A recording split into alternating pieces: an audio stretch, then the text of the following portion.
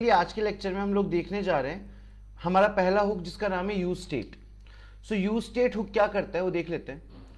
Use state is a React hook that lets you add state to functional component. मतलब मान लीजिए अगर आपने एक फंक्शन कंपोनेंट बनाया है और उस फंक्शन कंपोनेंट में आपको कोई स्टेट बनाना है जिससे आप वेरिएबल की वैल्यू चेंज कर सकें, अपडेट कर सकें, उसके लिए आप यूज करेंगे यूज स्टेट का।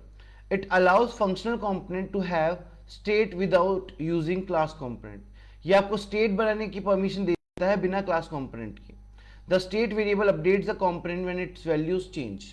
और ये जो स्टेट है या यूज स्टेट है ये किसी भी वेरिएबल की वैल्यू को चेंज करवा सकता है। तो इसको बनाने का ट्राई करते हैं। हम आते हैं हमारे वीएस कोड पे और वीएस कोड में सोर्स वाले फोल्डर के अंदर ये हमारा फोल्डर है शायद, हाँ, कंपोनेंट्स नाम का हमारे पास एक फोल्डर है। इसमें मेरे पास एक फाइल है माईसैम करके। मैं एक बार के लिए किसी और फाइल को यूज़ कर लेता हूँ। चलो मैं यहाँ पे बना लेता हूँ न्यू फाइल माई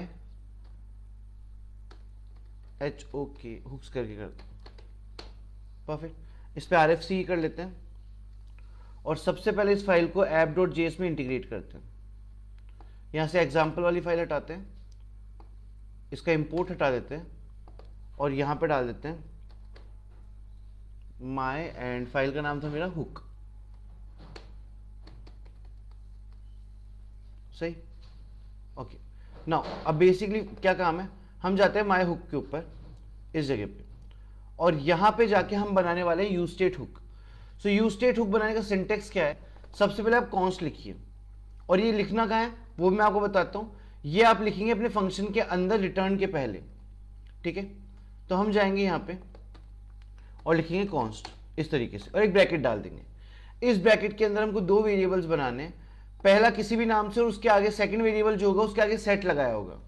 तो हम बनाते हैं काउंट नाम से पहला वेरिएबल और अगला बनाते हैं सेट काउंट नाम से इस तरीके से। उसके बाद यहां लिखा जाता है यूज स्टेट इस तरीके से और इस ब्रैकेट के अंदर इस काउंट नाम के वेरिएबल की स्टार्टिंग वैल्यू डाली जाती है जो कि है 0। जो भी वैल्यू आप डालना चाहें आप डाल सकते हैं, मैंने 0 रखी है वैल्यू, ठीक है। उसके बाद हम लोग क्या कर सकते हैं, एक बार गो थ्रू करके देख लेते हैं ऐप पे, ठीक है। माई हुक आ रहा है यहाँ पे।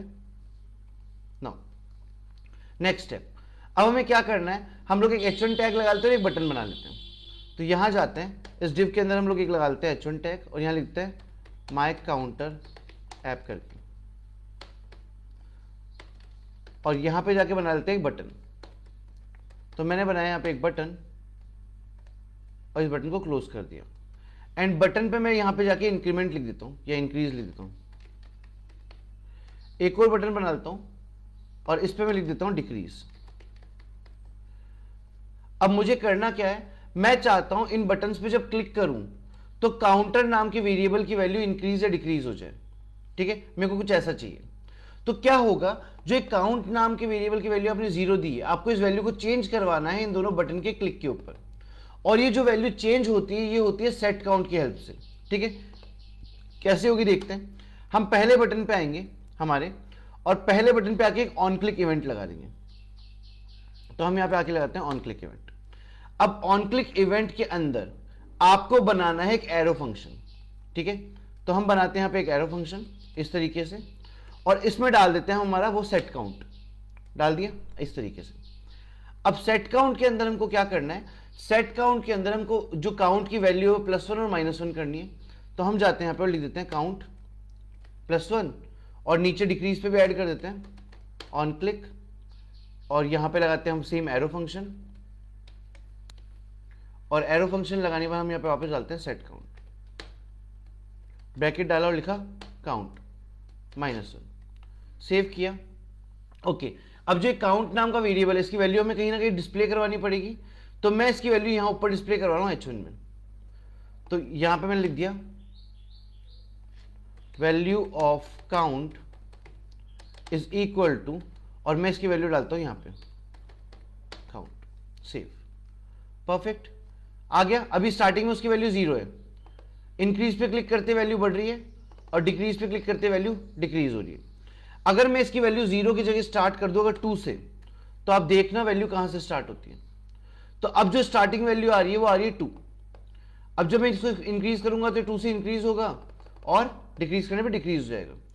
तो इस तरीके से हम यूज कर सकते हैं किसको, हमारे यूज स्टेट को। यूज स्टेट क्या करता है, इसमें दो चीजें होती है, पहला एक वेरिएबल जिसकी वैल्यू आपको डालनी पड़ती है, और दूसरा एक फंक्शन जो इसकी वैल्यू को बदला सकता है, चेंज करवा सकता है।